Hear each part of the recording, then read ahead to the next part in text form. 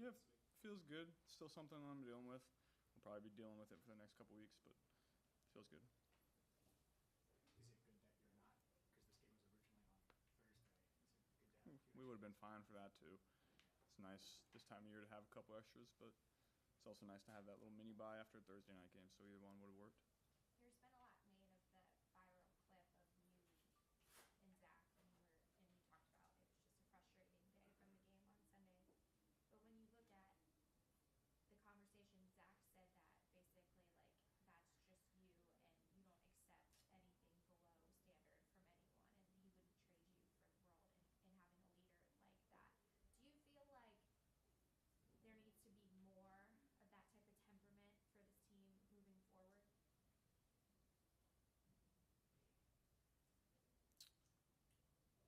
I think we can pick our spots to do that.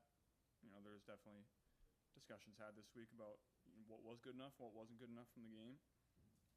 I can probably do a better job of keeping my emotions in check in that situation. Like I said, it wasn't directed at Zach. It was just a display of frustration of the day that I had, that we had as an offense, and how sloppy it was. And we've had those discussions in-house and talked about what needs to be better and what was great too. You've never been through a season where you've been in this spot really before. You learn, are there things that you're learning about yourself on the fly a little bit in terms of handling some of these situations that are really new to you at this point in the year? Yeah, you just like with anything, you get new reps at things, you grow and you learn from them. There's been a lot of challenges this year, a lot of adversity that we're fighting through, and doing some good things and doing some bad things. So just like any week, you grow and you learn from them, and try to make the most out of it. Can continue to stay disciplined and consistent in what you can do, and try to get better. Joe, like relative to that moment that the TV cameras caught at the end of the game, have you observed in that situation or any others where teammates have maybe responded in a productive way to, and I know you said you weren't singling out any teammates there, but, or it wasn't directed at Zach, but have you just noticed anyone, do you think people take, a cue or a message from moments like that when they see that you're, as a leader of this team, as upset as you were? I hope so. I haven't had any of those direct discussions like that, but I always just try to display a championship mindset, and when things are good and good enough to do what we want to do, then I try to verbalize that, and when things aren't up to standard, in my opinion, I try to verbalize that as well. And like I said, I probably could have done that in a better way on Sunday, but I just hold myself and I hold our team to a high standard, and I expect greatness out of us, and when it's not that, I get frustrated. When it's not that from myself, when it's not that from everybody, I get frustrated. And it started with myself on Sunday. I got really frustrated at the turnovers that I was having, and then we piled on top of that with some mental mistakes, both from myself and from everybody else, and so that was frustrating. And we still did some great things. We put up 31 points on one of the top defenses in the league. We didn't have the ball a ton in the second half, but the first half we were moving it, we were hitting explosives, we were putting it in the end zone. So there was a lot of really good, but also some that wasn't up to standard. How much for you has the season been about making sure that you kind of communicate what the standard should be for everybody in the building, that making it crystal clear, this is what I expect for us to be able to do week in, week out over the course of the season? Yeah, you pick your spots to do that. It's been good enough in spots. It hasn't been good enough in spots. We're 6-8. It's obviously not good enough for where we want to be, and we're we're growing and improving. The young guys are starting to make some plays, so that's exciting. Uh, we just got to continue to grow and improve, and control what we can control and see where the rest plays out. We see you chatting with Lou a lot. In practice, you always make point to go over and say hello and just kind of have a conversation. What's that relationship been like for you over the years as you've gotten to know him? I love Lou. He's been great for us. He's a good friend to my family. He's a great friend to me. We talk about football, life, lots of different things, and he's one of the best coaches in the game. He's proven that. It's been a tough year. It's been a tough year for everybody involved, but Lou gets the best out of guys. He brings good energy. He's fun to talk to. I got a lot of respect for him. Joe, what's your biggest takeaway from the first matchup with the Browns? Did some good things and did some things we wish we had back. I don't believe we turned the ball over that day. That was a positive. You can't turn the ball over against that team. Defense came up big that game. They played really, really well. We got to hold up our end of the bargain on offense. This week we got to limit 95 from wrecking the game. He can if you let him. We hit some plays. We got to hit some more. What would it mean to sweep the Browns for the first time in your career? It would just mean we're 1-0 this week, one step closer to finishing the season how we want to. You were talking about a few weeks ago about how maybe last week, how the injury to all has kind of changed the running game. But what you've gotten from Chase is almost kind of the way you use him in the pass game is almost kind of like you are running the ball out of three receivers and stuff like that. Is that you kind of envision how those throws are in Chase a little bit, extension of the run game? Yeah, our quick throws, we feel that way.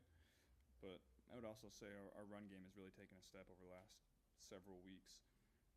Chase is running hard. Our line is really run blocking well. We've hit some explosive runs. Chase is breaking tackles and making plays in the run game and pass game. So that's been a very positive sign for the last couple weeks. It's not just your body language, but Caleb Williams always there's a lot of discourse around the way he is on the sideline as well. Do you feel like maybe much is made of quarterback's body language, or is that part of just the position and that it kind of how you interact and how you are on the sideline that says a lot and gets interpreted to that point? Yeah, it's an emotional game. I try to be as even keeled as I can, and when I have to be, I am. But when the game's out of reach and we aren't doing the things that we need to do, in my opinion, then I'm going to get frustrated. Like I said, we're competitive people. It's an emotional game. We're leaving all we have out there, and sometimes things get a little heated. That's part of the game. You've seen that from everybody that's ever played in this league. Nobody's immune to it. Nobody gets sensitive or has hard feelings about it. It's just part of it. When you were kind of learning how to be a QB or studying what it took to be a QB, was there a guy on the sideline you really admired in the way that they carried themselves? Not anybody in particular, but I remember my dad always talking about people that handle it the right way, people that, we would always watch post-game interviews and he would comment on things here and there. I'm not sure if he was doing that intentionally, but that's something that I remember and, stuck with me. So, those parts of your life shape and mold you into the person that you are. How much has he helped you this season, given that there's been a lot of challenges on you? My dad? Yeah. Yeah, my parents are always there for me through good times and bad. Whether I need to vent or they need to vent or, multitude of things. They're always there for me in those tough moments, and I always appreciate that. At what point in your life did you realize how important the demeanor side of it is to playing the position of quarterback? Like, when did you realize that it wasn't just about throwing the ball to the right receiver, and the demeanor side of it was important too? I would say early on, maybe high school, when you're taking some hits and you get right back up and go back to playing. But uh, I would say the reaction of the defensive linemen when you just get popped right back up and get back to work. They get frustrated at that. They're hitting you, and you're not giving them anything. And that was probably the first time I realized that you can have an effect and impact the game in a bunch of different ways. Zach's reiterated throughout the year that ultimately this falls on his shoulders. What have you appreciated most about how he's handled the adversity this year? Yeah, everybody's in a tough spot this year. A lot of adversity has hit. Zach is positive every day, comes to work and gives the best game plan possible. We always trust that as players, that the coaches are going to put in the work to put us in the best position to succeed, and they work really hard at that. And my discussions with Zach have been very productive. I always appreciate when the coaches get up in front of the team and tell us what's been good enough, what hasn't been good enough, and very clear in that respect. And I think we've done a good job of that. When you're at the point, teams like the Chiefs, the Ravens, the Bills, the Lions, all teams that made deep runs in the last couple of years, and for the most part have sustained success every year. Is it frustrating for you that even on the years that when you guys have been very successful, that it's always been we have to claw to get in there at the end of the season, that you guys can't get yourself going earlier in the season so you can have a much different look into December than you have in years past? Yeah, we haven't been good enough at the beginning of the year. That's no secret. We've started pretty similarly every single year, and that's disappointing. There's always been a large emphasis put on that at the beginning of the year, and you get behind the 8 ball, and then you have some injuries, and you get in a bad spot. So we got to be better in those spots at the beginning for sure. Joe, are you paying attention to what needs to happen around you? Obviously, you need to win out to get to the playoffs, but do you know what else? Big game tomorrow. Big game Very tomorrow. aware. When you're at the point where you're at, where you know the playoffs are on the table, but you know you do need a lot of outside help, how much do you allow yourself to pay attention to what's going on around the NFL? I mean, obviously you mentioned tomorrow is a very big game, but how much do you pay attention to those singular things? You pay attention. Usually just after your game, you go and check. Things happen that you needed to happen. This is the time of year that you're always paying attention to that, whether you're in our spot or whether it's seeding and you're already in the playoffs. You're always paying attention. Do you plan to watch that game tomorrow night? Yeah, until I fall asleep. A little late for me on a Thursday, so I usually watch the first half. Go back to what you said a little bit earlier about kind of being on the sideline. Do you take a lot of pride in not letting folks know if you've been hit hard, or like if the hit got to you a little bit? Do you take a lot of pride in not showing that? Yeah, I do. I think you can, like I said, you can impact the game that way. Defensive linemen get frustrated when you get the ball out or you get hit, and you get back up and you come back and do it again and continue to take them, and you don't react to it. That's frustrating to a defense, and I take pride in doing that. Do any defensive linemen ever say anything to you? Like at some point, is this going to hurt? Like, do they end up making a comment to you over the course of the game? Sometimes here and there, yeah. Back to when you and your dad were observing quarterbacks, who stood out to you? Who was a guy that made a big impression on you as you grew up? We would always talk about Peyton, Tom, and Drew Brees. Drew Brees was my favorite quarterback growing up, and obviously I was a big fan of Peyton and Tom too. And they did it the right way, handled their careers the right way. Never threw anybody under the bus. Always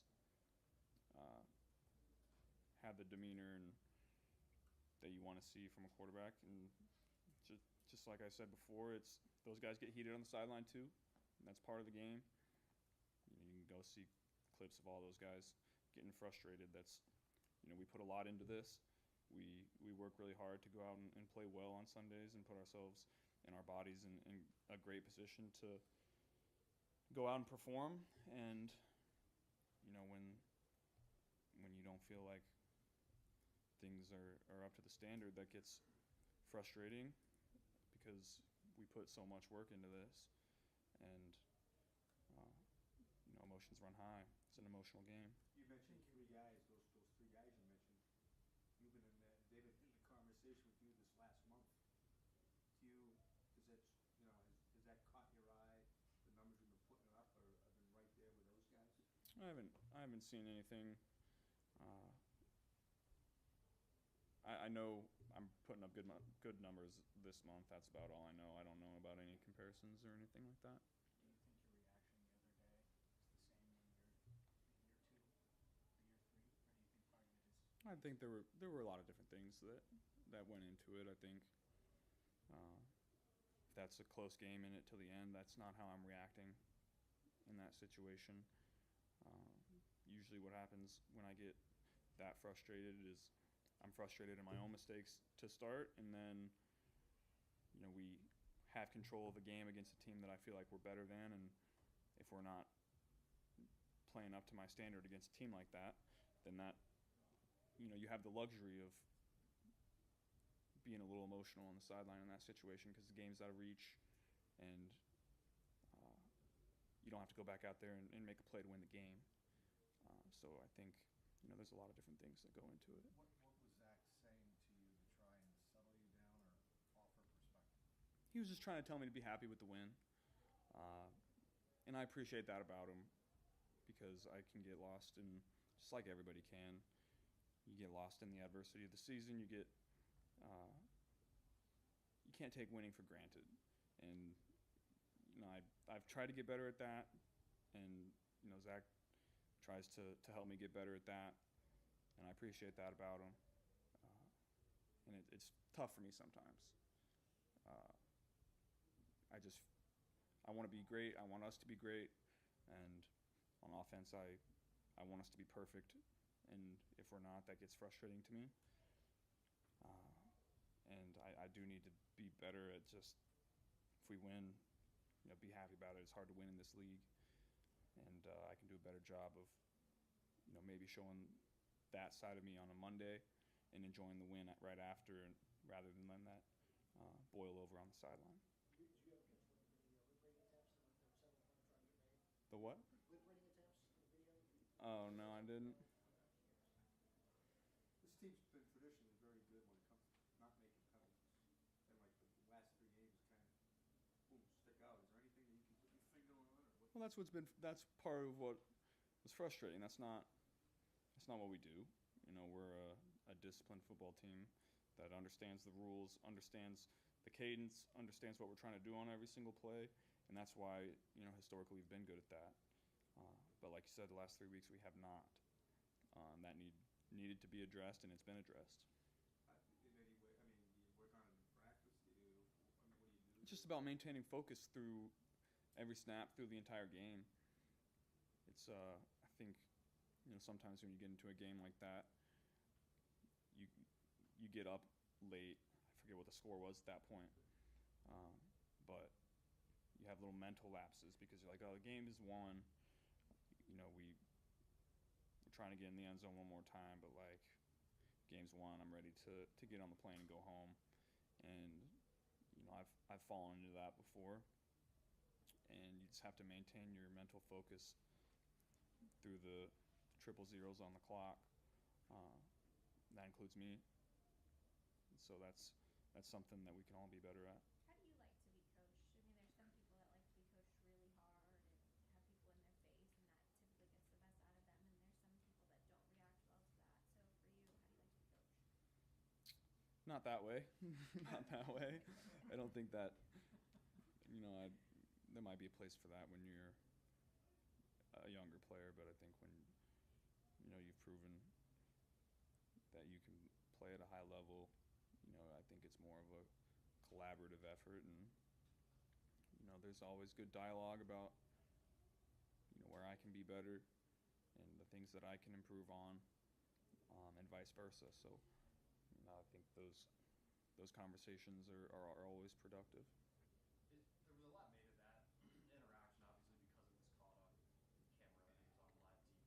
Is that an example of something that happens a lot more than people realize? It's just, or is that actually like an emotional moment that you would have remembered No, I know what you mean. It definitely happens. I wouldn't say it happens often. Um, I laid out earlier the specific things that go into it. I don't often get that frustrated. Because usually the game's close and you got to stay in it, and you can't let your emotions get the best of you in that situation. At that point, there was about, I don't know, maybe a minute left on the clock. I knew my day was done, and our day was done on offense, and so that's when then you start to reflect on how the day went, and in the moment I was just focusing on all the negative things that I did, that we did, and that was frustrating to me in that moment. And